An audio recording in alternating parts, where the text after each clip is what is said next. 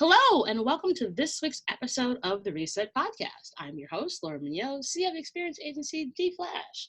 Each week, I bring on a different leader from business or entrepreneurship or wherever I might travel and find someone. And we talk about how they've built their companies, built their careers, and how they've gotten there, and challenges along the way. This week's episode is no different. I'm so excited to have Tina Eskridge, who's a senior director of marketing at Microsoft, on the show. We're going to talk about how she got there, what she's doing, and some of the really awesome initiatives that she's now pushing forward. It's a fascinating conversation. Take a listen. Hey, Tina. Hello. How are you? Locked in a building upstairs in the 15th floor high. Yeah, usual stuff. I normally spend a Wednesday. Our new normal, as Yeah, I've been calling it. it's like inside. That's all. It's all good. Right. So even though we are recording in the time of Corona, the podcast doesn't change, and the first question doesn't change. So, Tina, what was your first job? Oh, my first job. Let's see. My very first job in life was actually before I was old enough to work. I begged my mom to get a work permit so that I could work at a hair salon. I've always had a fascination with hair salons. So, so Wow, and what you little did? known fact. I Really? so I did How have like old were you? I was 15. Okay, So so just you weren't 8. Okay. not too young. I was like between 14 and 15. And I washed the towels and swept up hair and ran errands for all of the stylists. And in return, I got to get my hair done for free whenever there was an open seat.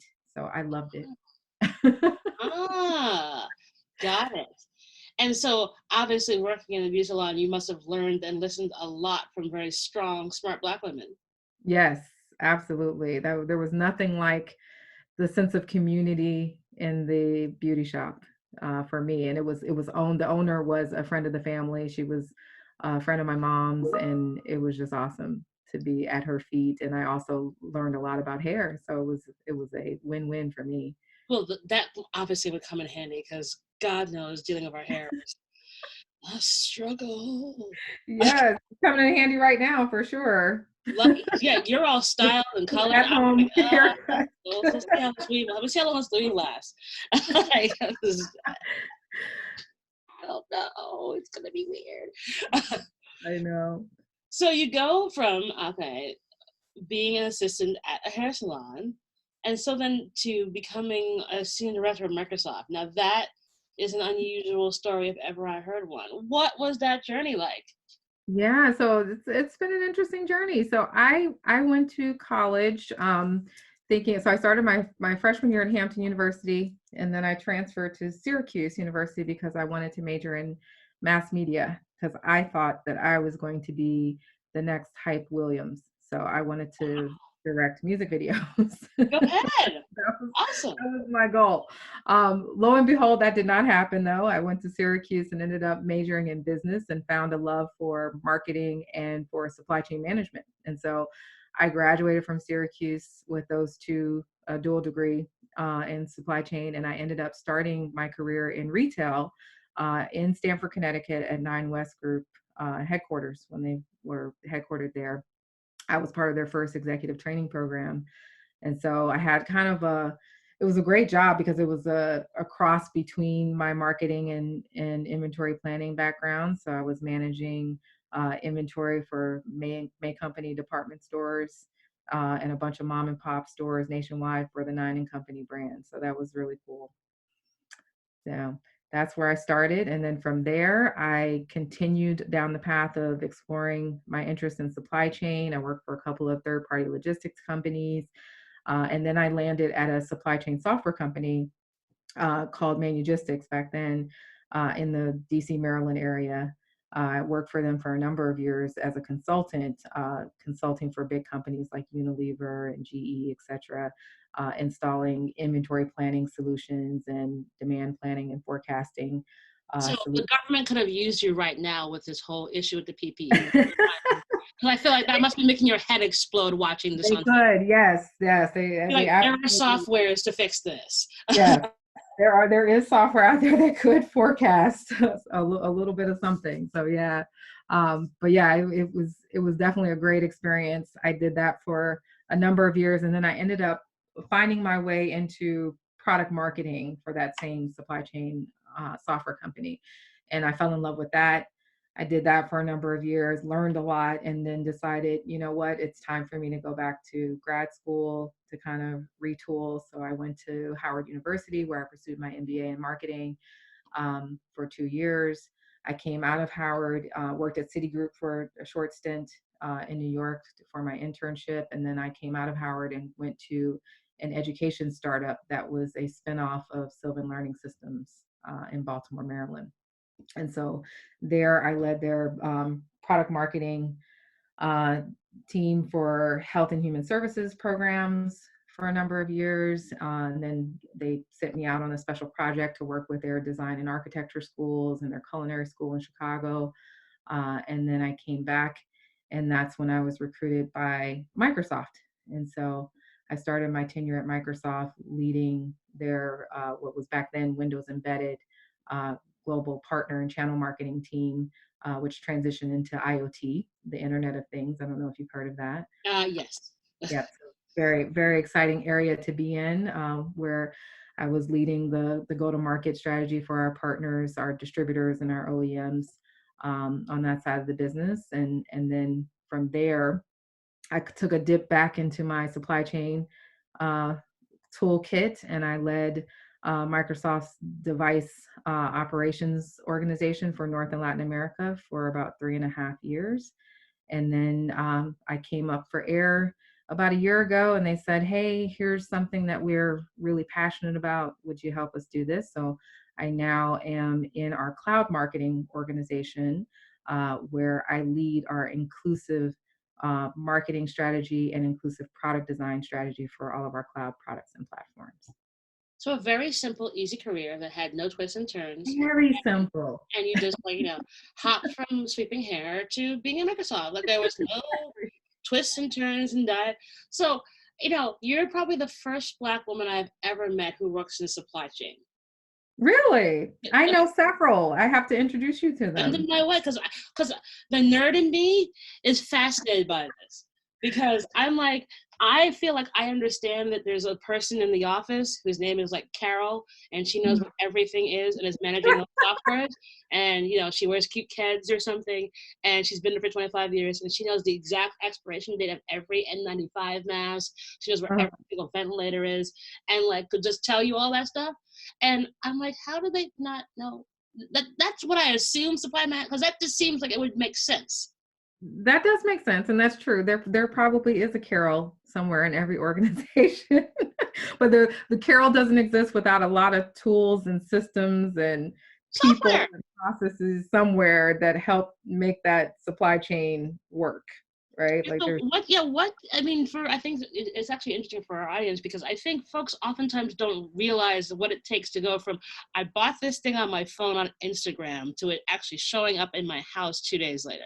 Oh, there's a lot behind it. First and foremost is forecasting. You have to know how much you need to produce before the consumer is actually going to need it. And so that was one of the areas of responsibility that my team led, which was forecasting just for the region that I manage. But we had to understand for upwards of 300 SKUs exactly how much we need to order, and what was the consumer behaviors in certain retailers, what were they going to need and when, seasonally, etc. So that's the very first step, and then from there that builds out to a bill of material, and how much of that material do you have to source ahead of time. There's lead times on the materials even, so you have to there's this big long work back schedule, if you will, when it comes to that product landing on the shelf for the consumer. It requires people who are smart and intelligent. That's right. Yes, lots of them.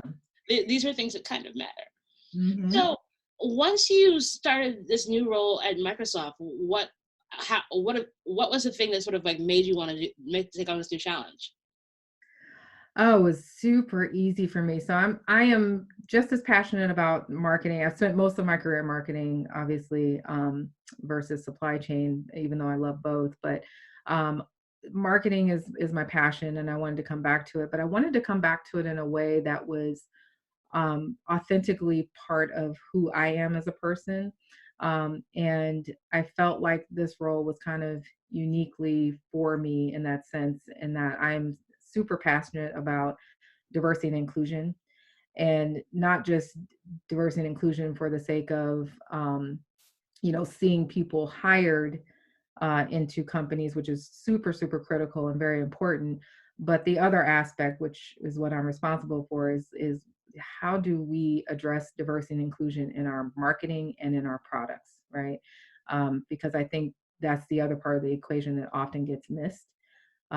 Because you have to have, it's one thing to have the people that look like you represented in designing that product, so that they know every nuance of what that product should look like and what form it should take, etc.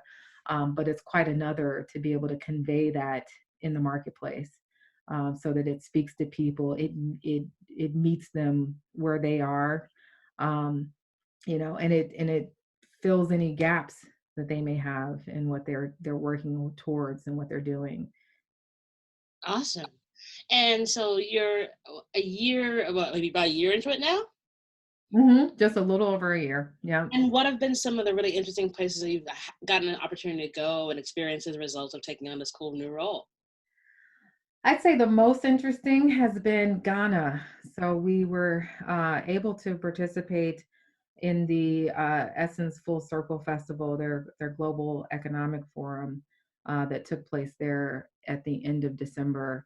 And that was just a trip of a lifetime. And it was amazing for a number of reasons. One, we were able to highlight and showcase a lot of the technology and the digital transformation that we've been responsible for on the continent, which I think is really important, because people need to know that we're not just there to put down data centers, which we have on the continent, but we're also there to help the people. Like, right, if we're not there to help, then what are we doing, right? And so we had about 7 to 10 startups that were represented there. I think we have upwards of several thousand startups that are running on Azure across the continent today. And we had the opportunity to highlight those startups and give them a platform to talk about the really, really amazing and incredible work that they're doing on the continent. So that's probably been the highlight of my journeys thus far. Awesome. So what was it like to be in Ghana during the whole year of return celebration? Because it looked incredible from everyone's Instagram. Like, I was talking about creating FOMO for me. Lord, I had a couple people ping me and they're like, "Are you coming back?" you're like, maybe, I maybe was not. having the time of my life. It was incredible because it was work, but then it was also this incredible moment of inspiration to be there and to see, full circle, literally, how far we've come. And the celebration, I was trying to convey what it was before I left to my colleagues, just to say, hey, we're going to be a part of this big celebration. And they're like, wait a minute, we celebrating slavery? I'm like, no, we are not celebrating slavery. That's not Good what we're Lord. doing. That Back is up not what one we're doing. second. Right. That's not what we're doing.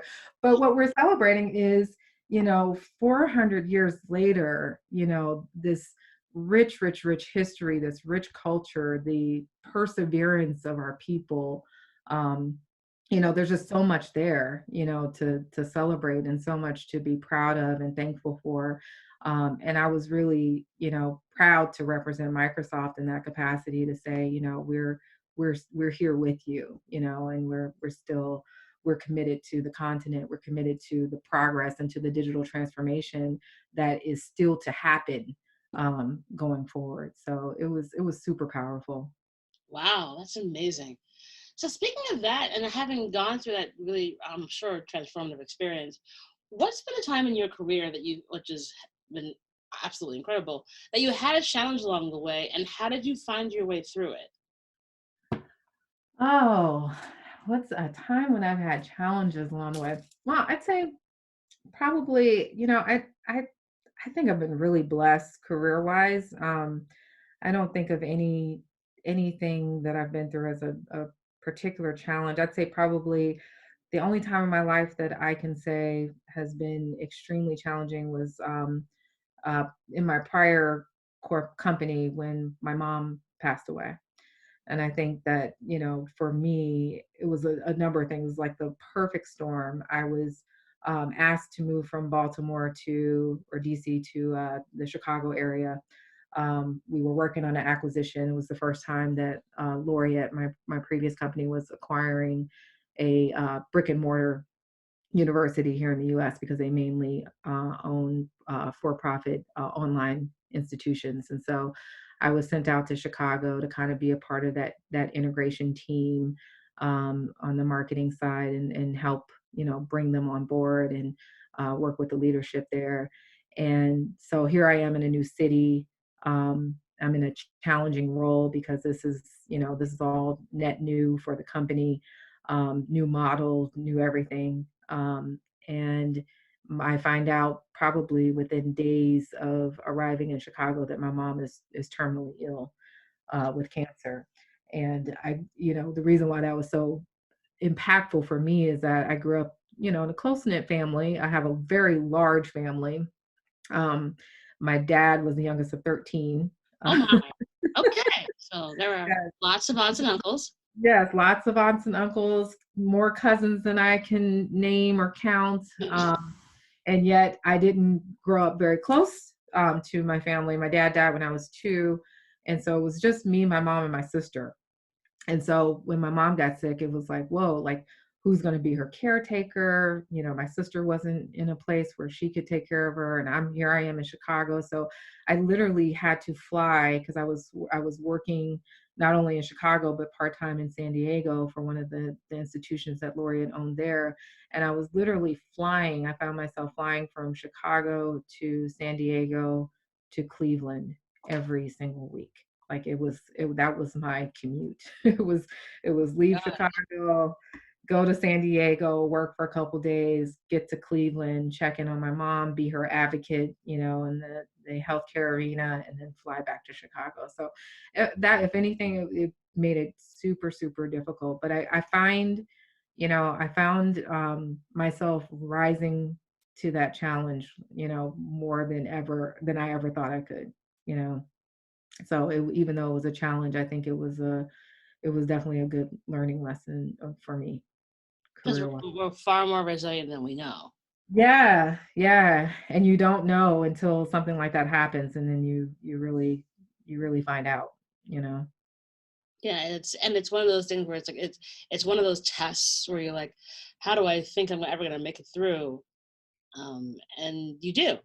Yeah, you You learn do. you learn so much more about yourself Yeah, as a result of going through those challenges. yeah, you I think definitely do. Yeah. so. Okay, so you've now had all these awesome careers, and Mhm. you're chilling in Seattle indoors. Yes, I'm definitely indoors. What would you tell 25-year-old Tina? Oh my gosh, 25-year-old Tina. So at 25, with no lie, Laura, I thought I had worked a lifetime because I started off.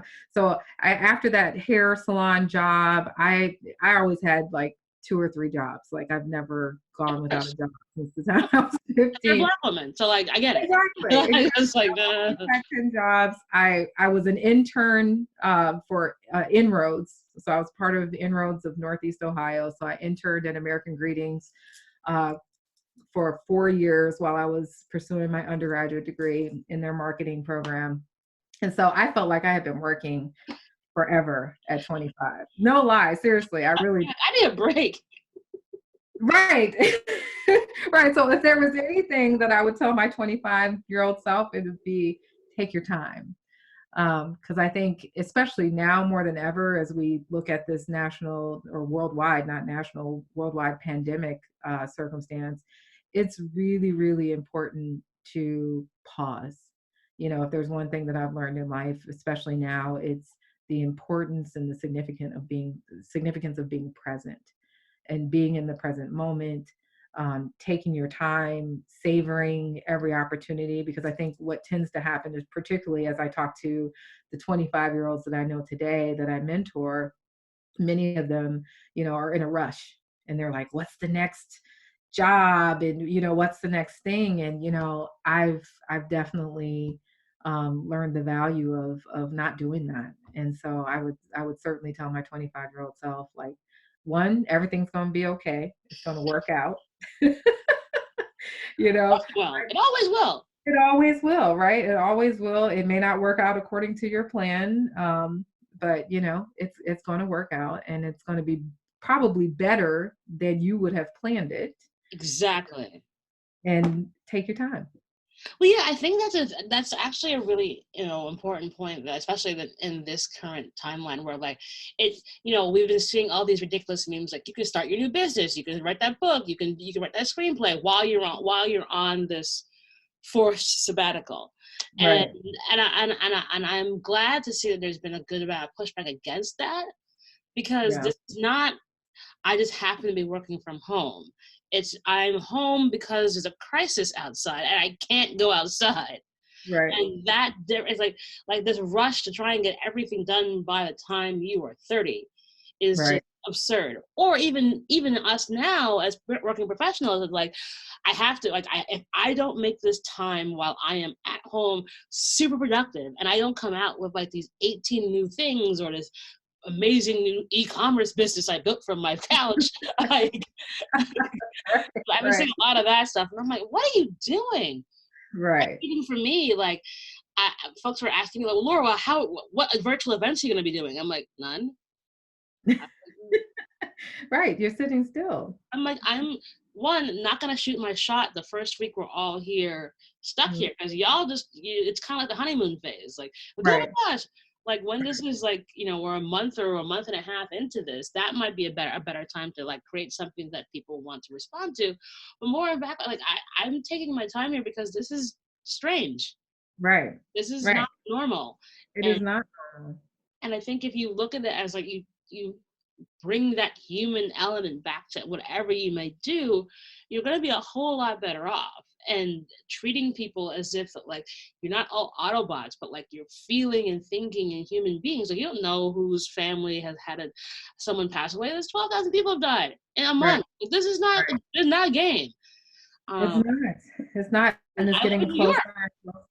Yeah, Yeah. we have hundreds, I think over 200,000 people who've been infected nationwide, and like 40,000 are here in New York. I know plenty of friends and family who have thankfully had it and recovered, but like, you don't know what's going to happen tomorrow or next week, next week, next week. It's so I think having this moment to sort of chill and Mhm. not rush that everything has to be done today Right. I think is so very important. And I would hope that a lot of younger folks understand the value of just taking your time. Yeah. Yeah, I hope so too, because it's super important, especially now more than ever. And it'll be interesting to see how many people hold on to that coming out of this, right? Because this too shall pass. Something different is going to come, and the question is, what will you do then, right? What do you do with this learning that we've had? I think of it as a learning opportunity. No, without question, it's got to be a learning opportunity. And, Mhm. I think, as we all try to figure out what to do, it's like you can just be still. Y'all can just Mhm. learn. There's a Yeah, book, read it. Like, right. it's Well, okay. most importantly, I think it's a great opportunity for people to learn about themselves. I think we do so little of that. No, We're yeah. really external, right? And if nothing else, I think being in this, work from home environment teaches you a lot about who you are as a person and what works for you, what doesn't work, and those sorts of things. So I think that's huge. Yeah, you'll figure out what you will tolerate and what you won't Mhm. tolerate because now you're in this very unique situation where you're like, well, for me, this matters and really really matters. Like for family or friends or this part of my career, which is something I haven't paid attention to, that feels something I want to really dig deeper into. Or this thing over here, yeah, you know what? Can take it or leave it. Like Right. you'll find that way out, and you'll figure that way out in a very respectful manner to yourself. I think us being kind to ourselves is also really key right now. Mhm. And Yeah. because if we're not, then we're not gonna, we won't. You when you come out of this, it won't be the same. You'll just be like, oh God, what have I done? Right. I Right. think Right. Right. speaking of that, what are you doing for your self care? Self-care. So let's see. I'm surprisingly, I've been on it. I have I usually typically work out with a trainer here in Seattle, usually 3 days a week. And then I work out on my own outside of that. So he's been great about sending me a digital workout. Uh, Uh, so I do that a couple days a week. I have a Peloton here in my house, so I get to ride that. you It's actually are. also great. You are in the cult of the Pelotons. I am. I am. Oh, But to be fair, I've had mine for 2 years, so I'm not a newbie. I've okay, okay. been riding. I keep vacillating. It's like, could one, I live in a small apartment in New York City. Could I fit one in here? Yes. The answer is yes. I didn't think I could fit mine, but I found a way. And two, is it really a cult? It is. I mean, I have tons of friends that are on them and I'm not often in classes with them, but I love it. I do. It really does change the game for me in terms of making time for myself to make sure I work out because scheduling is a real thing. You don't have time, and I can't always make it to the 5:30 a.m. class or the 6 a.m. class and still make it to my meetings on time. So it makes a big difference. But so yeah, so I'm taking care of myself. I'm eating right. I'm trying to lay off of the wine. I know that's I'm trying, Laura. I'm Maybe. really trying. I'm trying to lay off of the wine. It's so tempting at home, and then everybody's scheduling these happy hours, and, Well, virtual I happy hours. mean, okay. If you see wine, you're kind of supposed to drink it. Otherwise, it's Is that rude. It's rude. I mean, would you want to be rude? My God, the wine's I there don't sitting. want to be rude. I really don't. I really don't. But I also don't want to embarrass myself and have the recycling guys come by and see my bin full of wine bottles, knowing that I am the only one drinking. Okay, so let me just give you. So listen, Auntie Laura will give you forgiveness because if you think for 1 second that the recycling guys are going to be like, "Oh, look, Tina has all this wine here, but her neighbors, nobody else is drinking. I wonder what's up with Tina." Yeah, I I'm going to know. go with everyone's drinking. I read a statistic yesterday that wine sales have spiked up 45% in the last 3 weeks. I'm sure. I'm sure they have. I have had many conversations around recommendations for for new wines that I haven't heard of because everybody's like, "Oh, have you tried this? Try this bottle." So yeah, it's a Yeah, thing. I'm on. I joined Last Bottle, which is this app that each day has a different wine at a discounted price, and Uh-huh. you can get credits if you like refer your friends. So because I'm friendly, I have gotten a lot of credits. Refer me. Thank you very much. Done and dusted. So, but it's like it'll be like some very fancy schmancy wine that like used to be $100. Now it's like $45, and then with the credit, it's like $15. So I'm like, oh, there you go. Awesome. I love that. That Just is saying. really good. Again, of course, I would figure this out and find one of these things. That's Of course. what Of I course. do. I caring and sharing is caring is what I do. That's right. So, I try. So, No, as as part of this period with episodes I'm doing for during the coronavirus sort of lockdown pandemic situation, asking my guests what's a give or an ask they'd like to give to the audience. So, Tina, what would your give and or ask be? Um, I think I will do a give. I don't have an ask of the audience. I think I've already said that, this is a time to slow down. My give is that, I want to remind everybody that there are tons and tons of resources out there. I know particularly um, lots of small businesses that are finding themselves, at a lack of resources at this time. And I want to remind you that there are lots of tools that you can access through Microsoft, many of which are free.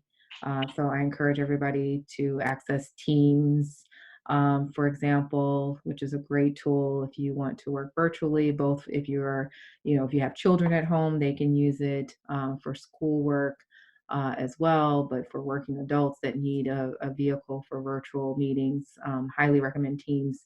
And there's lots of online learning resources and assets that you can find at MS Learn. Um, but I just wanted to put that out there. So whether it's our productivity tools, we have a lot of app development, our business, our power applications, um, our M365 suite, lots of different things that can be utilized out there, and lots of resources to help you use them, particularly at a time like this when people don't have access. Awesome. Yeah, I think that's so important because I think, people forget like, oh, Microsoft's huge. Like, well, actually, no, we're huge, but we got stuff that you guys can use today. Yeah, like, like, tons of stuff that can be utilized right here, right now, and people to help you do it. So if people need resources, they can go online to Microsoft.com and they can reach out to individuals there. I think we have a chat that they can do to find someone. awesome. And so once we come out of this funky Mhm. situation, what's going to be next for you? What are you excited about? Like when this is over, other than having wine with me in person? I'm definitely excited about that. I think I look at these periods, these challenging times as like kind of a rebirth and renewal. And I'm super excited to see what the world will look like uh, post pandemic. Because I think, for sure, we will all be in a different place in our hearts and minds. As you mentioned, with the population, the sheer numbers of this, everybody's going to be impacted in some way. And so I'm just really encouraged to see how we come out of it, better. We've come out of situations in the past that have impacted, our country much better, as better people. And so I'm encouraged to see like what'll happen now that this is the world, right? It's not just here in our country, but all over. So I'm encouraged by that. And then personally, I'm just looking forward to digging in and continuing to do the work that I'm doing. I really believe that it makes a difference. And I've always prided myself on trying to leave something better off than when I found it. So I'm hoping that I'll be able to do that as we continue down this journey of making sure everyone has access to the cloud, right? Because whether you are extremely technical or not, there's something there for you in terms of leveraging cloud technology to make the world a better place, and that's what it's all about. Awesome. I think everyone's become an expert on cloud services now. Because it's like, oh wait, this all can go to the cloud. Who knew? Yeah, yeah, I- no, but I think no, I would agree with you. I hope that we do come out of this kinder and gentler, and and not just to others but to ourselves. So right. I think that's a great way of looking at it. And Tina, I could just keep talking to you for hours. We I should be know done. it's amazing. um, but it's such a delight to hear you on this show. You have such an incredible story of the work that you've done and the work that you continue to do. So I'm very honored that you had some time to chat with us on the reset. Well, thank you for having me. It's an honor to be here. Really, it is. Thank you. Awesome. And that is our show.